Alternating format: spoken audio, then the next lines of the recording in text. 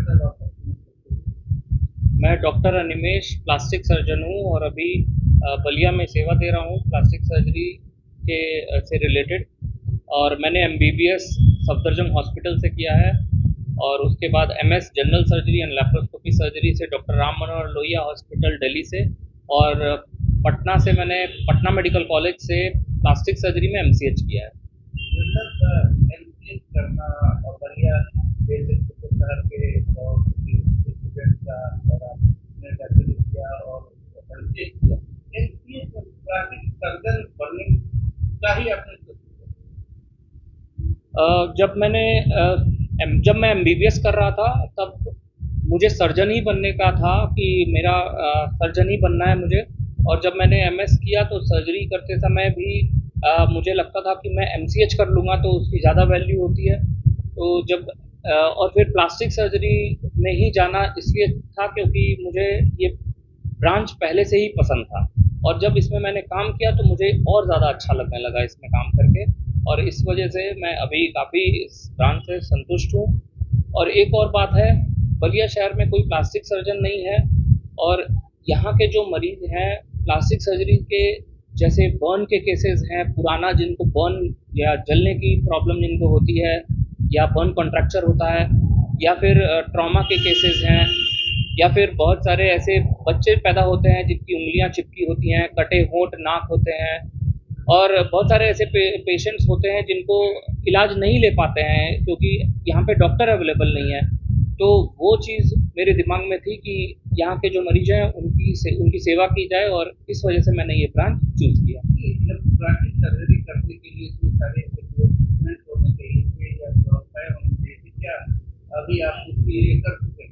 जी, मेरे पास सारे इक्विपमेंट्स हैं प्लास्टिक सर्जरी से जो जिसकी मैंने ट्रेनिंग ली है। मैं फर्दर ट्रेनिंग के लिए यूएस जा रहा हूँ और वहाँ के जो इक्विपमेंट्स लगते हैं वो यहाँ पे मैं अवेलेबल कराऊंगा। जो भी यूएस में अमेरिका में यूज़ होता है सारे इक्विपमेंट्स वो इंडिया में अभी अवेलेबल नहीं है। तो मेरी कोशिश यही रहेगी कि जो जितनी सर्जरीज बाहर होती हैं वो सब इंडिया में हो और खास करके बलिया में हो। तो वो बलिया शहर के लिए भी एक अच्छी बात होगी और मेरे लिए बहुत प्राउड की बात होगी। प्लास्टिक सर्जरी में क्या क्या सर्जरी करते प्लास्टिक सर्जरी में कॉस्मेटिक सर्जरी से लेके बर्न सर्जरी से लेके कैंसर सर्जरी, रिकंस्ट्रक्टिव सर्जरी। जैसे अगर किसी को कैंसर हो जाता है तो कैंसर सर्जन कैंसर को निकाल देते हैं, फिर वो पार्ट को भरने का काम हम करते हैं। फ्री फ्लैप्स की सर्जरी करते हैं, फ्लैप रिकंस्ट्रक्टिव सर्जरी करते हैं। अगर कोई घाव है वो भर नहीं रहा है, वहाँ स्किन ग्राफ्टिंग से या फ्लैप रिकंस्ट्रक्शन से उस जगह को भरते हैं घाव को। या कोई एक्सीडेंट हो जाता है जैसे हड्डी टूट जाती है, उसके टेंडन्स मसल्स नर्व्स कट जाते हैं तो उनको जोड़ने का काम हम करते हैं। उसके अलावा जैसे मैंने बताया किसी का कान नहीं है, नाक कट गया है, होंठ कट गया है, या बचपन से ही ऐसी कोई प्रॉब्लम है तो उसकी सर्जरी करते हैं। फिर इसमें बर्न के केसेस भी आते हैं, अगर किसी को जल गया है कोई तो उसकी भी सर्जरी हम लोग करते हैं प्लास्टिक सर्जरी से। फिर कॉस्मेटिक सर्जरी आती है, जैसे किसी को शरीर को सुंदर बनाना है, चेहरा सुंदर बनाना है, वो सब। फिर मोटापे की सर्जरी करते हैं, हेयर ट्रांसप्लांट करते हैं। इसमें बहुत सारी तमाम सर्जरीज आती हैं। हैं? ये देखने में और सुनने में आता है कि प्लास्टिक सर्जरी महंगी बहुत, ये महंगी जरूरत है। तो क्या बलिया में आपने ये क्षेत्र सुना है कि बलिया रह के आप ये करेंगे, तो क्या यहाँ आपको उस टाइप के मरीज उसमें मरीज मिल पाएंगे? जैसा कि मैंने बताया प्लास्टिक सर्जरी में बहुत सारे ऐसे सर्जरीज हैं जो कि बहुत ज़्यादा महंगे नहीं हैं। और जो कॉस्मेटिक सर्जरी होती है स्पेशली वो बहुत महंगी होती है क्योंकि जैसे कुछ इम्प्लांट्स आते हैं वो लगाने पड़ते हैं, वो बहुत महंगे आते हैं। तो अगर वो लेकिन सारे केसेस में नहीं होता, वो 5% केसेस में होता है, लेकिन 95% केसेस, 80 से 95% केसेस जो होते हैं वो सस्ते ही होते हैं। और अ, हमारे लिए अच्छी बात ये इसलिए है क्योंकि इंडिया में ये बहुत अफोर्डेबल है।